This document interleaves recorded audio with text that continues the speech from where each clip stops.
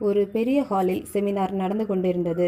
அப்போது பேச்சாளர் எல்லோர் கையிலும் ஒரு பலூனை கொடுத்து தங்கள் பெயரை எழுதுங்கள் என்று சொன்னார்.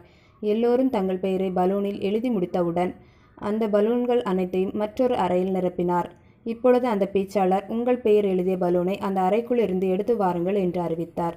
உடனடியாக அனைவரும் விழுந்து அடித்து அந்த அறைக்குள் ஓடி சென்று ஒவ்வொரு பலூனாக எடுத்து தேடினர். ஒருவருக்கொருவர் நெருக்கி தள்ளி கொண்டு கீழே விழுந்து தங்கள் பெயருக்குரிய பலூன் கிடைக்கிறதா என்று பரபரப்பாக தேடினர். 5 நிமிடம் கடந்த போதிலும் ஒருவராலும் தங்களுக்குரிய பலூனை தேடி கண்டுபிடிக்க முடியவில்லை. இப்பொழுது அந்த பேச்சாளர் சொன்னார், ஒவ்வொருவரும் ஒரு பலூன் மட்டும் எடுங்கள்.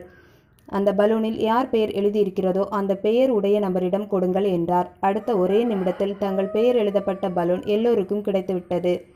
இப்பொழுது அந்த பேச்சாளர் சொன்னார், இதுதான் வாழ்க்கை.